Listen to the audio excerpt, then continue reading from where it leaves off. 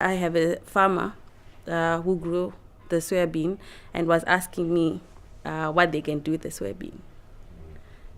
He didn't have much, but he really couldn't sell it anyway. So I think that's one major challenge. Farmers too get to the extent of growing crops without knowledge of who wants them. So at the end of the day, they will say, okay, look for a market for these crops. And there is no way you can look for a market, especially for very, very low quantities. It becomes uneconomic for buyers to come and get them.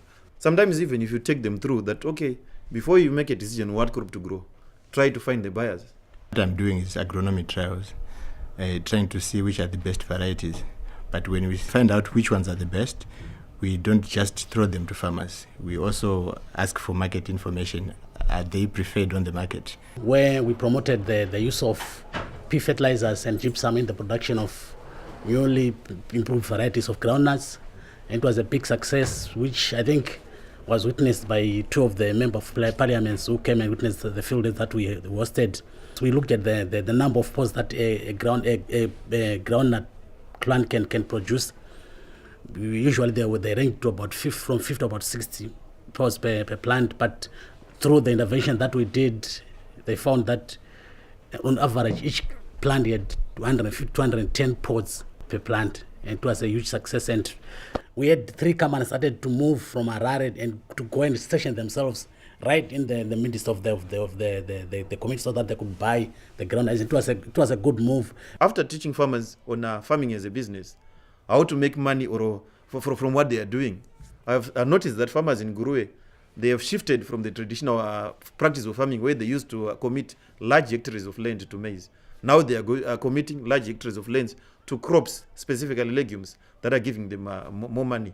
A lot of farmers, or a higher percentage of farmers, who are now planting common beans. Because of all crops, if you do the gross margin analysis, it fetches the highest price.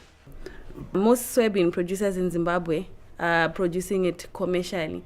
Like for the past 2 seasons, the government has been giving people loans for contract farming, these large commercial farmers, which has left out the smallholder farmers who actually have good soybean yields. With the viability of soybean, if they don't sell it after a certain period of time, they can't really use it. They can't really sell it to other smallholder farmers. They want to buy most of the times in bulk. Maybe they want to buy 10 tons, they can send a lorry and buy. And then maybe sometimes the farmers are a bit far away from the market. So if you have that small amount of produce, it's a bit difficult. Much importance is when market issues are addressed, then I think farmers have no problem growing.